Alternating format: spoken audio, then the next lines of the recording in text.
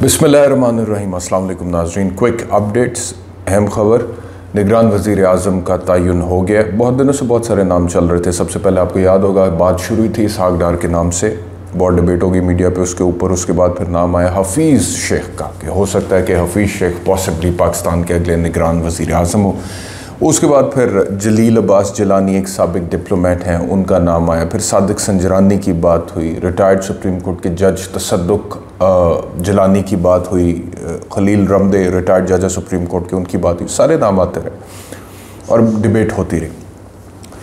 मेरा जितना का तजर्बा है ना पाकिस्तान की सियासत को ऑब्ज़र्व करने का या उस पर कॉमेंट्री करने का, मैंने हमेशा से ये देखा है कि जब भी कोई ऐसी सिचुएशन आती है जहाँ पे किसी एक शख्स का तयन होना होता है, मिसाल के तौर पे निगरान वज़ीर आज़म केयर टेकर जो है, और फिर उसमें केयर टेकर काबीना के हवाले से भी, तो बहुत सारे नाम जो पहले से अंडर डिस्कशन आ जाते हैं और अखबारात का ऐसा बन जाता है और हेडलाइंस बन जाती है, अमूमी तौर पर वो नाम फिर फाइनलाइज होते नहीं। और ज़्यादातर होता यही है कि लास्ट मोमेंट पे कोई ऐसा सरप्राइज़ आता है जो कि पहले डिस्कस नहीं हो रहा होता। यही हुआ है यहाँ पर भी। और सेनेटर अनवारुल हक काकड़ जो हैं, जिनका ताल्लुक़ पाकिस्तान के सूबे बलूचिस्तान से है, उनका मैं बैकग्राउंड आपको बताता हूँ थोड़ी देर में कि अनवारुल हक काकड़ कौन है, उनका क्या बैकग्राउंड है। उनका नाम फाइनलाइज हुआ है।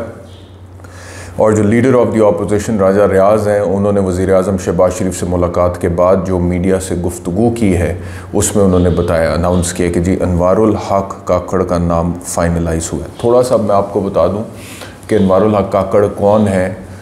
अनवारुल हक काकड़ साहब जो हैं, इन्होंने 2008 में पाकिस्तान मुस्लिम लीग काफ के टिकट पर MNA का इलेक्शन लड़ा था बलूचिस्तान से, लेकिन हार गए थे। 2013 में जो हुकूमत बनी बलूचिस्तान में, उसके तर्जुमान के तौर पर रहे। 2018 में बलूचिस्तान में बाप पार्टी बनी थी, बैप भी कहते हैं, बाप भी कहते हैं, बलूचिस्तान अवामी पार्टी। इन्होंने उसमें कलीदी किरदार अदा किया था वो पार्टी बनाने में, और उसकी अनाउंसमेंट वगैरह में भी आपने अनवारुल हक काकड़ को देखा होगा, वो इमेजेस, वो फुटेजेस आपको याद होंगे। हुआ ये था कि पाकिस्तान मुस्लिम लीग नवाज़ और पाकिस्तान मुस्लिम लीग काफ के बहुत से रहनुमा जो बलूचिस्तान असम्बली का हिस्सा थे, उन्होंने इन दोनों पार्टियों को खैरबाद का और उसके बाद अपना एक ग्रुप बनाया, और उस ग्रुप को बाद में बलूचिस्तान अवामी पार्टी की शक्ल दे दी गई। और फिर हमने देखा कि बलूचिस्तान अवामी पार्टी के चीफ मिनिस्टर बलूचिस्तान में आए। ये 2018 की मैं आपसे बात कर रहा हूँ। तो सेनेटर अनवारुल हक काकड़ उस ग्रुप से ताल्लुक़ रखते हैं, जो ग्रुप बादज़ा पाकिस्तान मुस्लिम लीग काफ और PMLN के जो मेंबर्स थे छोड़ के फिर इंडिपेंडेंट एक ग्रुप बना, और उसके बाद वो बैप में ट्रांसलेट हुआ। और फिर 2018 में ये जो है सेनेट के मेंबर बने, और उसके बाद से अभी तक सेनेटर के तौर पे ये अपनी ज़िम्मेदारी सर अंजाम दे रहे थे। कुछ दिन पहले इनका नाम फ्लोट होना शुरू हो गया था chief minister Balochistan, care taker CM Balochistan के तौर पे, but all of a sudden अभी जो है इनका नाम आ गया प्राइम मिनिस्टरशिप के लिए, और फिर वो फाइनल भी हो गया। तो जो इनका रिकॉर्ड है, और मेरी कुछ मुलाकातें भी हुई हैं पार्लियामेंट की राहदारियों में, जब हम गए विज़िट वगैरह करने के लिए, तो 2-3 मुलाकातें सेनेटर अनवारुल हक काकड़ से वहाँ पर हुई हैं। तो ज़ाती तौर पे मैंने तो इनके साथ जब भी मुलाकात हुई है तो काफ़ी वार्म ही पाया इन्हें, और मतलब कि पॉलिटिक्स के ऊपर तज्ज़िया करने का शौक़ है, हिस्टोरिकल पॉइंट ऑफ व्यू से भी फौरी कुछ डॉट्स को कनेक्ट करके अपना तज्ज़िया देते हैं। लेकिन जो इनका रिकॉर्ड है सारा, उससे एक बात तो तय है, और वो ये है कि इस्टेब्लिशमेंट के बहुत करीब है, पाकिस्तान की इस्टेब्लिशमेंट के बहुत करीब हैं, उनके मंजूर नज़र हैं। जो रिकॉर्ड आप PMLQ के ज़माने से उठा के देख लीजिए, और अभी तक, और पाकिस्तान तहरीक इंसाफ के दौर में भी जब एक पेज सलामत था PTI का और इस्टेब्लिशमेंट का, तो PTI के सर्कल्स में भी क्योंकि प्रो इस्टेब्लिशमेंट थे अनवारुल हक काकड़, तो इनको बड़ी रिस्पेक्ट दी जाती थी और इनकी अच्छी बनती थी सबके साथ। तो वो जो इस्टेब्लिशमेंट के साथ इनका एक करीबी ताल्लुक़ है वो कायम रहा है, बावजूद इसके कि पाकिस्तान मुस्लिम लीग काफ का रहा या नहीं रहा, PTI का रहा या नहीं रहा, या और किसी सियासी जमात का रहा या नहीं रहा, लेकिन इनकी अपनी एक इंडिपेंडेंट कैपेसिटी में इनका अपना ज़ाती ताल्लुक़ इस्टेब्लिशमेंट के साथ ठीक रहा। तो बहरहाल सेनेटर अनवारुल हक काकड़ निगरान वज़ीर आज़म हैं। अब यहाँ से बहुत सारे सवालात उठते हैं कि कितनी देर के लिए निगरान वज़ीर आज़म होंगे, बतौर निगरान वज़ीर आज़म कौन सी अथॉरिटी एक्सरसाइज करेंगे, and that has to be in accordance with the law and constitution of course. लेकिन जो 2 सूबों में हुआ है वो तो हमें पता है, हमारे सामने है।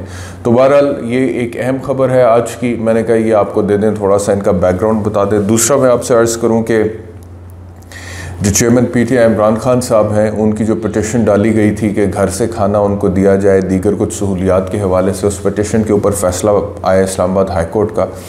जहाँ तक घर के खाने का ताल्लुक़ है तो उस पर इस्लामाबाद हाई कोर्ट ने कहा है कि मुआवनत तलब कर ली है कि इस पर हमें एक्सप्लेन किया जाए, बताया जाए कि क्या चेयरमैन PTI को घर से खाना फ़राहम किया जा सकता है या नहीं किया जा सकता। इसके ऊपर वजाहत चाहिए, मुआवनत चाहिए इस्लामाबाद हाई कोर्ट को। लेकिन दीगर जो मामलात हैं उस पर उन्होंने कहा है कि ऐसा कुछ रिकॉर्ड पर नहीं है कि हफ्ते में मतलब कि 1 से ज़ायद बार जो है वो मुलाकात नहीं हो सकती किसी भी कैदी की। तो इस्लामाबाद हाई कोर्ट ने अपने फ़ैसले में ये कहा है कि जो दोस्त हैं, रिश्तेदार हैं, वकला हैं, उनसे इमरान खान साहब की मुलाकात करवाई जाए। उसके अलावा ये भी कहा गया है कि उन्हें जाए नमाज मुहैया की जाए और अंग्रेज़ी तर्जुमे के साथ कुरान मजीद, जो कि उनकी डिमांड है, उनका मुतालबा है, वो उनको प्रोवाइड किया जाए। और इसके अलावा ये भी फ़ैसले में कहा गया है कि उनको मुनासिब तिब्बी सहूलियात फ़राहम की जाए। तो ये तो है उस पिटिशन का रिज़ल्ट जो कि उनके उस हवाले से थी। लेकिन अभी तक जो अटक से अडयाला उनकी मुंतकली का मामला है उसके ऊपर कोई पेशरफ्त सामने नहीं है।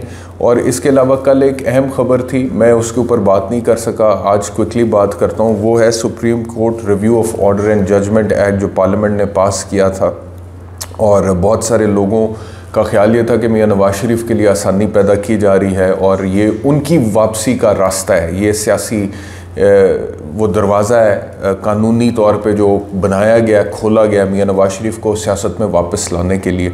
तो वो कल सुप्रीम कोर्ट ने सारे का सारा एक्ट जो है कलअदम करार दे दिया है सुप्रीम कोर्ट के बेंच ने, और उन्होंने कहा है कि ये आइन से मुतसादिम है और इस वजह से इसको स्ट्राइक आउट करना लाजिम है और उसको स्ट्राइक आउट कर दिया गया है और आइन से मुतसादिम करार दिया जा चुका है सुप्रीम कोर्ट ऑफ पाकिस्तान की तरफ से। जिसके बाद पाकिस्तान मुस्लिम लीग नवाज़ इस हवाले से अब सोच विचार का शिकार है कि मियां नवाज शरीफ की वापसी के लिए ये जो कानून वो लेकर आए थे, इसके कलअदम होने के बाद अब कौन सी और ऑप्शंस हैं जिनको एक्सरसाइज किया जा सकता है। आपको याद होगा इलेक्शन एक्ट में भी एक तरमीम की थी इन्होंने कुछ देर पहले, जिसमें उन्होंने कहा था कि 62(1)(f) में जो डिस्क्वालिफिकेशन होती है या 63 में, तो उसकी मुद्दत ताहयात नहीं होगी, 5 साल होगी। तो वो एक प्रोविज़न अभी तक अवेलेबल है मियां नवाज शरीफ के पास उनकी, क्योंकि डिस्क्वालिफिकेशन को 5 साल से ज़्यादा का अरसा गुजर चुका है। तो अब वो जब भी वापस आएंगे, बावजूद इसके कि